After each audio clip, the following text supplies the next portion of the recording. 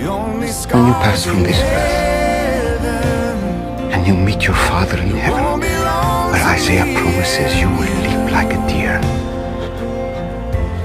your reward will be great.